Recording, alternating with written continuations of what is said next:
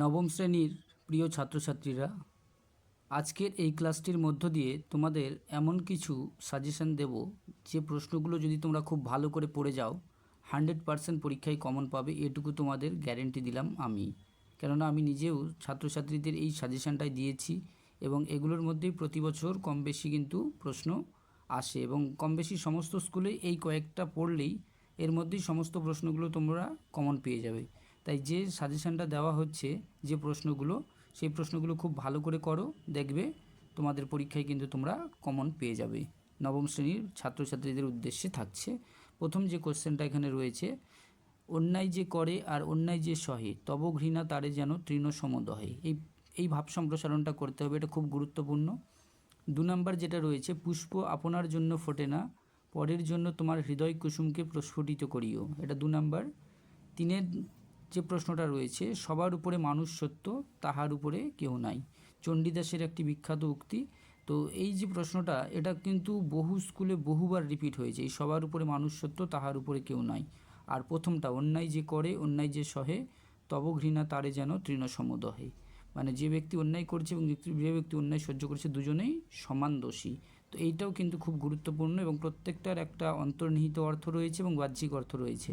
তো সেগুলো ভালো করে পড়তে হবে। আর যদি কারো মনে হয় যে উত্তরগুলো প্রয়োজন, অবশ্যই জানাবে, পাঠিয়ে দেওয়া হবে, তৎক্ষণাৎ পাঠিয়ে দেওয়া হবে হোয়াটসঅ্যাপ নাম্বারের মাধ্যমে। 4-এর দাগে যে প্রশ্নটা দিকে রেখেছি, শৈবাল দিঘিরে কহে উচ্চ করি শির, লিখে রেখো এক ফোঁটা দিলেম শিশির। এইটাও গুরুত্বপূর্ণ একটা ভাব সম্প্রসারণ, প্রত্যেককে অবশ্যই করতে হবে, ছেড়ে দিয়ে যাবে না, কারণ যেটা ছেড়ে দিয়ে যাবে হয়তো সেইটাই পড়ে যেতে পারে পরীক্ষায়। এরপরে যেটা রয়েছে, নদীর এপারে কহে ছাড়িয়া নিঃশ্বাস, ওপারে তো সর্বসুখ আমারও বিশ্বাস। আশা করি তোমরা এই ভাব সম্প্রসারণগুলো ইতিমধ্যে করে রেখেছো, কারণ সামনেই যেহেতু পরীক্ষা, এগুলো করে রাখা দরকার। আর এখনও যদি কেউ না করে থাকো, অবশ্যই এগুলো করে যাবে, কেন এগুলোর মধ্যেই কিন্তু পরীক্ষায় থাকবেই থাকবে, এটুকু গ্যারেন্টি দিয়ে দিলাম। এরপরে 6-এ যে প্রশ্নটা রয়েছে, পরের অনিষ্ট চিন্তা করে যেই জন, নিজের অনিষ্ট বীজ করে সে বপন। অর্থাৎ অন্যের যদি ক্ষতি কেউ ভাবে, তাহলে নিজেরই কিন্তু সেটা ক্ষতি হয়। এইটিও গুরুত্বপূর্ণ। তবে এটির থেকে উপরের যেটা 5-এর দাগে যেটা রয়েছে, নদীর এপারে কহে ছাড়িয়া নিঃশ্বাস, ওপারেতে সর্বসুখ আমারও বিশ্বাস। অর্থাৎ কিছু মানুষ মনে করেন যে ওই ব্যক্তি বেশি সুখে আছে এবং অপর ব্যক্তি মনে করেন যে সেই মানুষ বেশি সুখে রয়েছে। তো এরকম হয় যেটা বাস্তব জীবনে, তো সেইটার উপরে ভাব সম্প্রসারণটা আসতে পারে। এবার 7-এর দাগে যেটা রয়েছে, মেঘ দেখে কেউ করিস নে ভয়, আড়ালে তার সূর্য হাসে। এইটা অর্থাৎ জীবনে অনেক বাধা বিপত্তিকে পেরিয়ে মানুষকে তার সফলতা অর্জন করতে হয়।